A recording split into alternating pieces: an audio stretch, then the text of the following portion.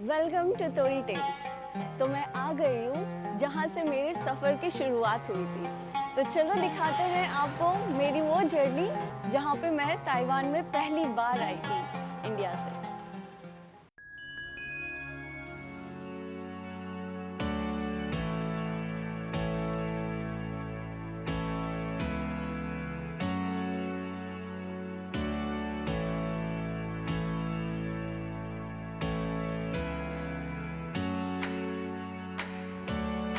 तो आज मैं आपको दिखाने वाली हूँ मेरी यूनिवर्सिटी जहाँ से मैंने मास्टर्स की थी और मैं पहली बार ताइवान में यहाँ आई थी। तो चलो दिखाते हैं।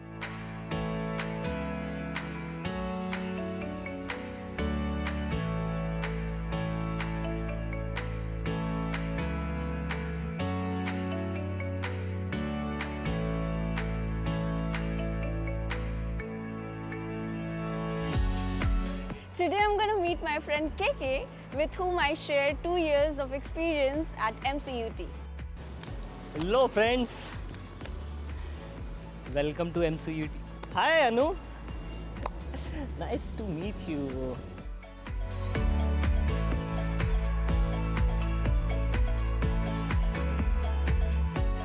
आज तुम क्या शेयर करने वाली हो अपने दोस्तों के साथ में? मैं शेयर करूंगी कुछ चैलेंजेस जो हम दोनों ने फेस किए थे जब हम यहाँ पे नए नए आए थे। हाँ, मुझे लगता है कि जो हर एक नया स्टूडेंट जो कि जब पहली बार अपनी जर्नी शुरू करता है अपनी लाइफ में, जब वो पहली बार घर से बाहर कदम रखता है किसी फॉरेन कंट्री में, तो जो उसके साथ चैलेंजेस आती है, जैसे हम लोग अपॉर्चुनिटीज़ तो देखते हैं लेकिन जब यहाँ आते हैं तो अलग अलग तरीके की चीज़ें हैं जो कि हम लोग को पता नहीं होता है। Exactly. तो जब उन बच्चों के साथ हम लोग शेयर करेंगे डेफिनेटली कहीं ना कहीं उन्हें बहुत हेल्प होगा। बहुत अच्छा टॉपिक लिया तुमने आज के लिए। आई गेस आज का टॉपिक बहुत अच्छा है, तो आखिरी तक बने रहना दोस्तों हमारे साथ। Let's see. तो अनुराधा, जैसे कि तो केके मेरा क्वेश्चन ये है कि आपका फर्स्ट क्रश कौन था MCUT में? हाय हाय हाय, पहला क्रश कौन था MCUT में? बड़ा ही मुश्किल सवाल है लेकिन मैं फिर भी इसका जवाब देना चाहूँगा। सबको पता होगा कि रेशल, राइट? रेशल, हाँ, तो कहीं ना कहीं मुझे बहुत पसंद थी, बट मुझे पता था कि मैं कभी कोशिश नहीं कर पाया। शायद मुझे कोशिश करना चाहिए थी। वो कौन से? ये सो थाईलैंड से थी। अच्छा। तो मुझे बड़ी अच्छी लगती थी, बड़ी प्यारी सी लगती थी। अरे बट हाँ, इसमें मैं कहना चाहूँगा कि कहीं ना कहीं शायद वो ताइवान से थी, तो कहीं ना कहीं मुझे जब मैंडेरियन नहीं आती थी, चाइनीज़ नहीं आती थी, मैंड्रीन, हाँ चाइनीज़ मुझे जब नहीं आती थी, तो कहीं ना कहीं मुझे ऐसा लगता था, डर था, मैं वो कॉन्फिडेंस में नहीं था कि अप्रोच कर सकूँ। तो इसीलिए मैं कहना चाहता हूँ सभी स्टूडेंट्स को जो भी यहाँ आ रहे हैं, तो जब भी इस यूनिवर्सिटी में आओ या किसी भी यूनिवर्सिटी में आओ, तो यहाँ पे क्या होता है, हर यूनिवर्सिटी आपको चाइनीज़ कोर्सेज सिखाती है। क्यों नहीं? सही है। फर्स्ट सेमेस्टर में तुम्हें याद होगा कि हम लोग गए थे क्लासेस सीखने, लेकिन हम लोगों ने कभी इसको ज़्यादा सीरियसली नहीं लिया, जिसकी वजह से मेरी पहली गर्लफ्रेंड रह गई बनते बनते। सबको जो यहाँ पे क्लासेस अवेलेबल होती है चाइनीज़ क्लासेस, वो ज़रूर से ज़रूर ज्वाइन करनी चाहिए और सीरियसली सीखना चाहिए। क्योंकि काफ़ी इंटरेक्टिव क्लासेस होती है, राइट? हम लोग बहुत सारी एक्टिविटी करते थे, like you will be like shopkeeper and I will be like buyer and then we have to talk and we have to talk. इतनी इंटरेक्टिव क्लासेस हैं, तो मुझे लगता है कि हर स्टूडेंट्स को उस टाइम पे फोकस रहना चाहिए कि ओके, तुम यहाँ रिसर्च प्रोग्राम में आए हो, तुम्हारे रिसर्च के साथ में लैंग्वेज भी, बेसिक नेसेसिटीज कि हम जब कुछ बाई करने जा रहे हैं तो हमें कौन सी चाइनीज यूज आएगी, तो ये तो मेरा सबसे रिक्वेस्ट यही है कि जो भी स्टूडेंट आए या जो देख रहा है इसे, तो जब भी क्लासेस में इनरोल हो तो आप अपने रिसर्च के साथ में लैंग्वेज पे ध्यान देना ना भूलें बिल्कुल भी, क्योंकि बहुत क्योंकि ये फ्री ऑफ कॉस्ट होता है, इसके लिए आपको कोई चार्ज नहीं लिया जाता है। आपको basic and as well as advance level free में सिखाया जाएगा। तो take advantage of this opportunity and learn Chinese and make Chinese girlfriend.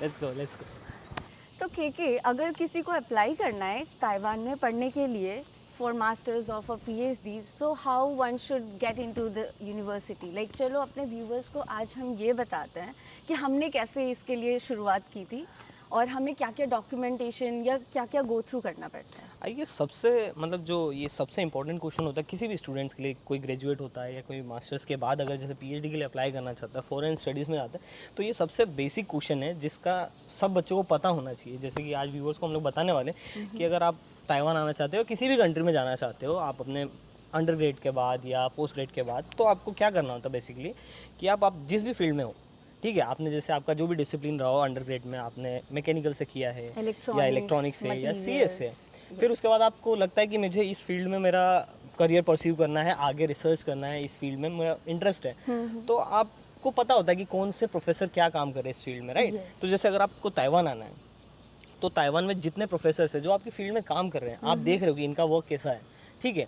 उसके बाद क्या करना होता है, पहला अप्रोच ये होता है कि आप उस प्रोफेसर का, हर प्रोफेसर का अपना वेबसाइट है, वहाँ पे आपको उसकी लैब की डिटेल्स मिलती है, हर चीज़ मिल जाएगी जो आपको बेसिक चीज़ें चाहिए। जो पहला स्टेप होता है कि आप कैसे प्रोफेसर को अप्रोच करेंगे, तो सबसे पहले उसका ईमेल लीजिए, वहाँ पे ईमेल, एक अच्छा सा ईमेल लिखिए, उसके बाद आप अपना रिसर्च प्रोग्राम लिखिए कि मैं मतलब आपका ये एक छोटा सा कि इंटरेस्ट क्या है, आप फ्यूचर में किस चीज पे रिसर्च करना या चाहते हैं, आपने प्रोजेक्ट क्या करा हुआ है, आप उसको भी उसमें डालिए, इंक्लूड करके आप पहले अप्रोच कीजिए प्रोफेसर को। हाँ, ये सबसे पहली स्टेप्स होती है। उसके बाद जैसे ही प्रोफेसर का जो भी रिस्पॉन्स होता है, बेसिकली आप 10-20 को ट्राई करेंगे, 50 को, ऐसा नहीं है कि आपने एक को ट्राई किया आपको एक का ही रिप्लाई आ जाएगा, ये ज़रूरी नहीं होता है, डिपेंड करता है, क्योंकि यहाँ पे सारे प्रोफेसर्स कितना बिजी होते हैं, सबका अपना स्केड्यूल होता है। कोई आपको कम से कम 2-3 यूनिवर्सिटीज़ या मोर देन दैट यूनिवर्सिटीज़ में अप्रोच करके एक प्रोफेसर्स को चुनकर उनको मेल भेज के आपको देखना पड़ेगा कि हु इज़ रिस्पॉन्डिंग यू। तो जैसे ही आपको प्रोफेसर्स की तरफ से हाँ मिल जाती है, और फिर आपका शुरुआत हो जाता है कि you need to fill out the form,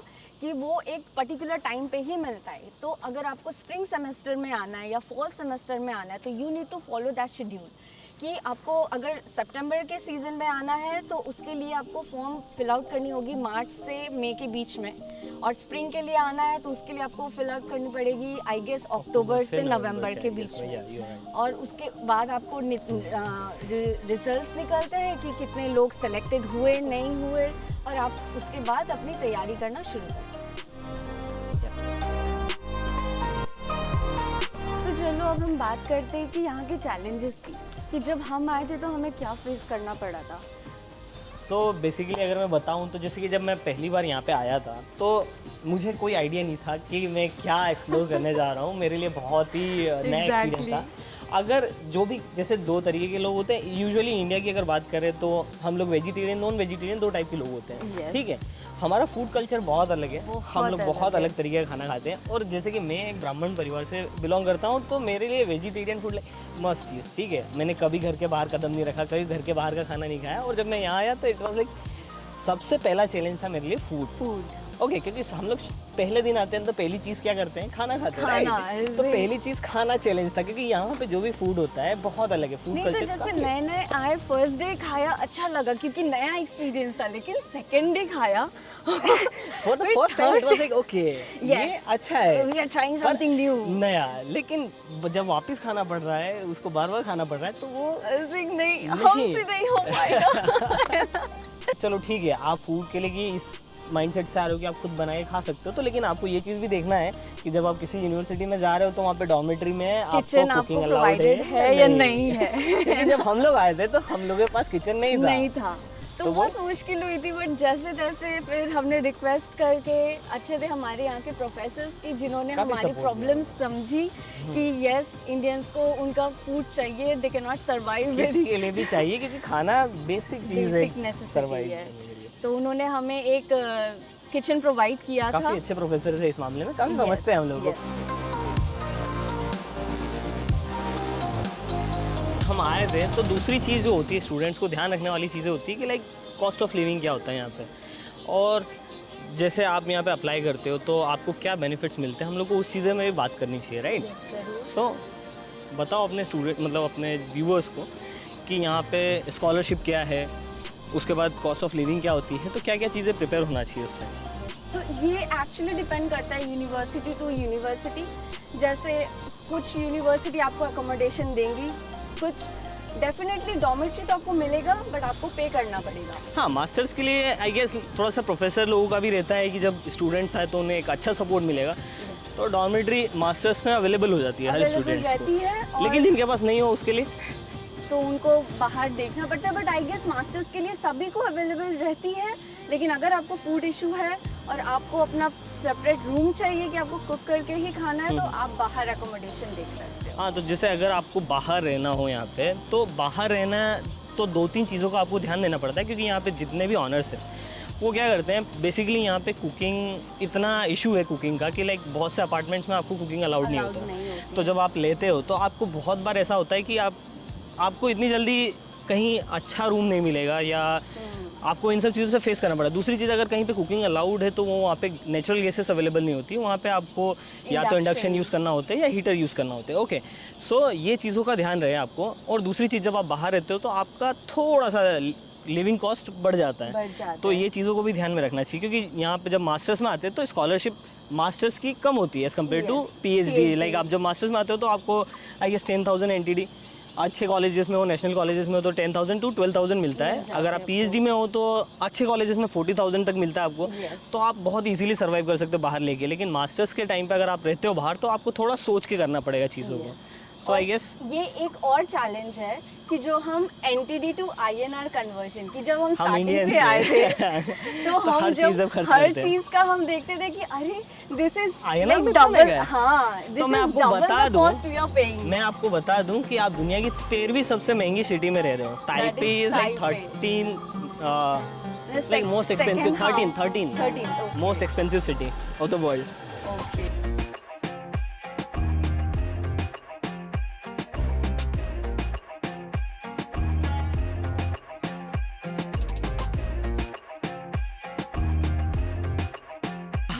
जैसे कि तुम देख रहे हो कि बारिशें होना शुरू हो गई है, तो बारिश होना शुरू हो गई यहाँ है। कभी बारिश हो जाती है। तो weather is very unpredictable over here.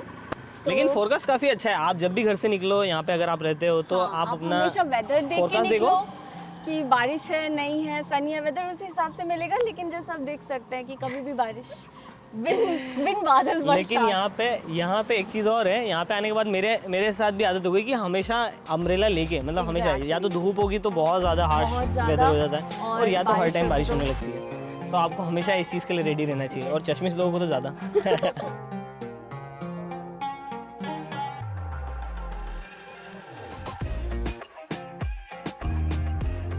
Okay, यहाँ सिक्योरिटी सिस्टम्स के लिए देख रहे हो हर जगह कैमरास लगे हुए हैं। यस, तो तो यहाँ बहुत अगर आप अच्छी कुछ चीज़ है। भी कर रहे हैं तो थोड़ा बी ध्यान रखें। केयरफुल। हाँ, आपको ध्यान रखना चाहिए। आप ये मत सोचिए कि आप बच के भाग जाएंगे, आप तुरंत पकड़े जाएंगे। कभी पकड़ी गई तुम? नहीं, मैंने ऐसा कुछ किया ही नहीं। तो जैसे कि जब नया स्टूडेंट कोई आता है तो इनिशियली उसको 3 महीने तक के लिए अपने आप को, मतलब ऐसा माइंडसेट लेके आना है कि इनिशियली 3 महीने तो उसको लैब से कोई सैलरी नहीं मिलने वाली, या यूनिवर्सिटी आपको कुछ नहीं देने वाली। क्या होता है, जब आप कोई भी मास्टर प्रोग्राम में इनरोल हो रहे होते हो तो आपको एक मिनिमम स्कॉलरशिप, हाँ, जैसे आपको स्कॉलरशिप मिलती है, लेकिन आपको क्या होता है कि वो आपके अकाउंट में ट्रांसफ़र होने में बहुत सारे पेपर वर्क करने पड़ते हैं। लाइक आपका ARC लगता है, बैंक अकाउंट ओपनिंग करना पड़ता है, तो उसमें एक टाइम लगता है, सर्टेन पीरियड लग जाता है। तो उसके लिए आपको माइंडसेट तैयार रखना चाहिए कि 3 महीने के लिए मुझे खुद से सारे ही एक्सपेंसेस बेयर करने हैं, राइट? क्योंकि यहाँ पे बहुत लोगों को कभी कभी क्या होता है कि आने के बाद, हाँ, नेशनल हेल्थ इंश्योरेंस, तो आपको इंश्योरेंस लेकर आना है। CHI पहले जब आप इंडिया से आते हो या किसी भी कंट्री से आ रहे हो तो स्टार्टिंग 6 महीने आपको NHI नहीं मिलता है, तो आपको CHI लेके रखना है।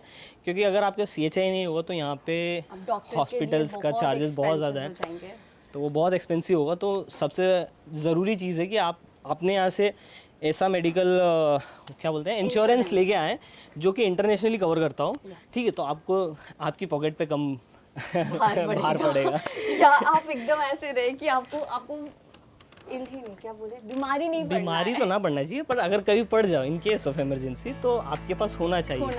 और वो इतना महंगा भी नहीं होता, राइट?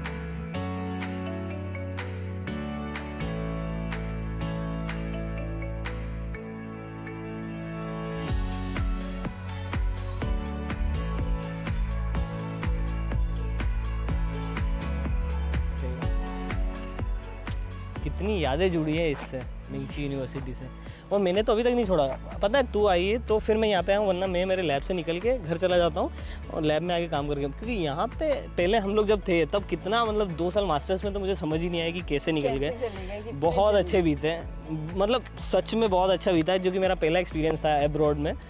तो आई वाज लाइक कि मुझे नहीं पता था कि मैं ऐसे लोगों से मिलूंगा और इतना कुछ होने वाला है मेरे साथ। जैसे कि बहुत डिफरेंट, जैसे हम इंडिया से ही है, तो मैं जैसे कोलकाता से हूँ, मैं इंदौर से हूँ। इंदौर से So- फिर हम और भी काफ़ी जो दूसरे जगह से आए थे, तो हम सारी जगहों के लोगों से मिले, तो that was a really different experience.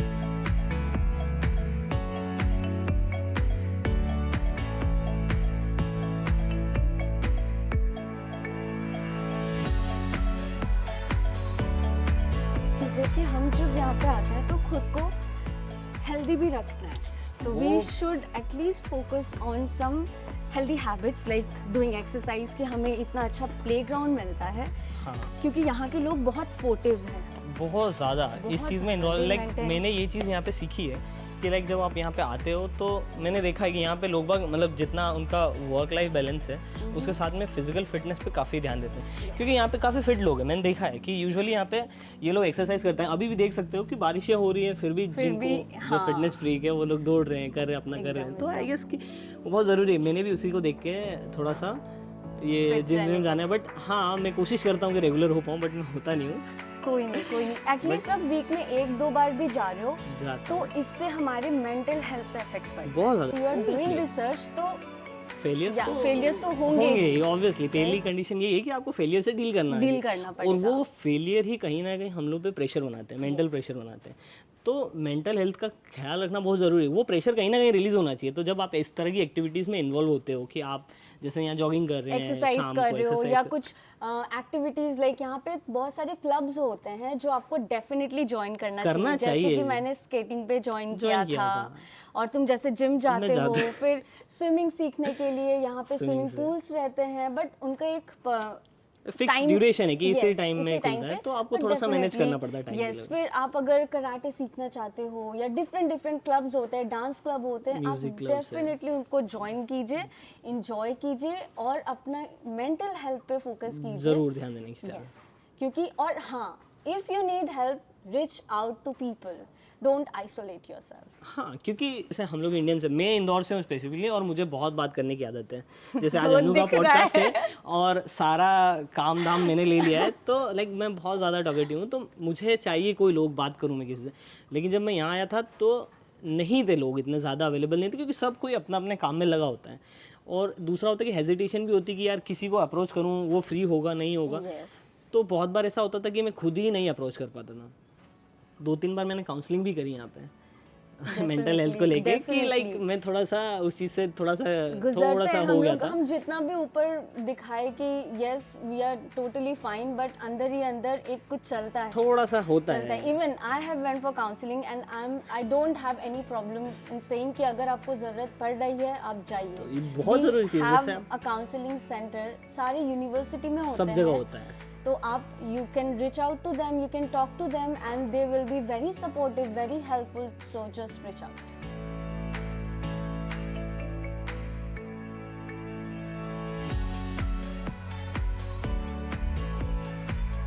और अभी देखो धूप, और फिर मैं पसीने हो गया। अच्छा, और ये याद है अनु, यहाँ पे हम लोग कभी रहा करते थे मास्टर्स में। यस, ठीक है, तो ये वही प्लेसेस है ना, ये यहाँ पे हमारी डॉर्मेट्री हुआ करती थी। सुबह यहाँ चाय पिया करते थे, राइट?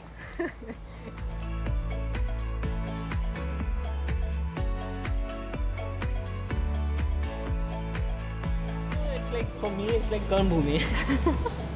हम लोग यहाँ से शुरुआत किए थे, यहीं से शुरू किए हैं, और जो भी अचीव किया है इसकी बदौलत ही कि आज मतलब आए हाय क्या कहूँ। तो गाइस आज के लिए इतना ही। आज के लिए मुझे लगता है कि काफ़ी इन्फॉर्मेटिव वीडियो हो चुका है, और लेंथी भी काफ़ी हुई है। इसके अलावा अगर कोई और इन्फॉर्मेशन आपको चाहिए तो आप प्लीज़ कमेंट्स में लिख के हमें पूछ सकते हैं, और हम उस पर फर्दर वीडियो बनाना पसंद करेंगे। ऑब्वियसली मैं भी चेक करूँगा इस बार कमेंट्स कि क्या आ रहे हैं, ठीक है, क्या लोग आ रहे हैं, कैसे व्यूज़ आ रहे हैं, ठीक है। सो ज़्यादा से ज़्यादा इसे शेयर करो, जिनको भी ज़रूरत है उनके साथ शेयर करो। अगर कुछ भी लगता है इन्फॉर्मेटिव है तो सब्सक्राइब करा, अपने सारे फ्रेंड्स के साथ शेयर करो, शेयर कीजिए, और हमें सब्सक्राइब कीजिए, फॉलो कीजिए, एंड गिव अस लाइक। और हमें अगर आपके पास कोई सजेशंस हो कि हम लोग क्या फ्यूचर में मतलब चेंज कर सकते हैं, क्या चीज़ों को ऐड कर सकते हैं, तो अपना सजेशंस भी दीजिए हमारे कमेंट बॉक्स में, ताकि हम लोग और अच्छा कर सकें आप लोगों के लिए, और अच्छा कंटेंट लेके आ सकें। ओके, सो थैंक यू आज के लिए। आज के लिए इतना ही। Thank you. So see you all from Tori Tales.